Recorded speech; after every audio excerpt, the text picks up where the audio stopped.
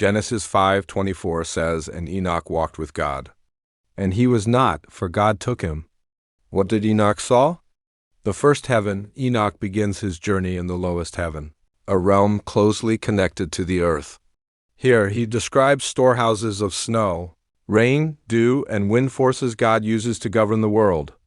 1 Enoch 17:2 says, "And they took me to a place in which those who were there were flaming fire, and when they wished, they appeared as men." This heaven reveals that nature is not random. Weather, seasons, and elements operate under divine authority. The second heaven, as Enoch is lifted higher, he enters a dark and terrifying realm. 1 Enoch 21:10 "And I saw there something horrible. I saw neither a heaven above nor a firmly founded earth, but a place chaotic and horrible." Here Enoch sees fallen angels, often identified as the watchers from Genesis 6, bound and awaiting judgment. This heaven is a place of containment. The third heaven, suddenly, darkness gives way to beauty.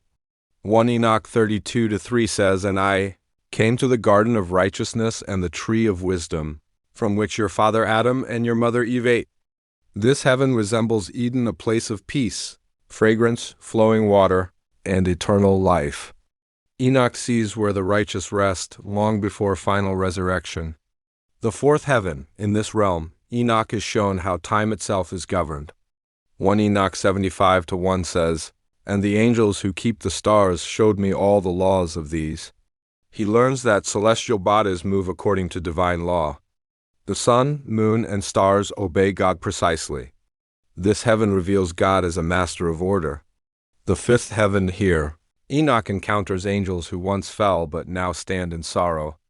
1 Enoch 18:14 says, "These are the stars which transgressed the commandment of the Lord and are bound here until 10,000 years are fulfilled. They are silent, unable to worship, stripped of glory." This is a warning heaven, showing that position does not protect against disobedience. The sixth heaven. In this heaven, Enoch sees angels who record human deeds, manage earthly affairs, and carry prayers. 1 Enoch 39:5 says, "And in those days I saw the dwelling of the chosen and righteous, and my eyes saw there, dwelling with the angels." This heaven shows that your prayers are processed. The seventh heaven. Finally, Enoch reaches the highest realm, the dwelling of God's glory. 1 Enoch 14:18-20 says, "And I observed and saw inside it a lofty throne, and the great glory sat upon it." Here there is no description of God's form, only overwhelming light, fire, and holiness. Even angels cover themselves.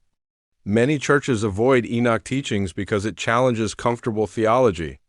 It forces believers to accept a layered spiritual universe, judgment beyond humanity, and a God who governs both heaven and earth with precision. Enoch's journey reminds us that heaven is a kingdom with order, justice, mercy, and glory. And the same God who showed Enoch these mysteries is still calling people today to walk with him.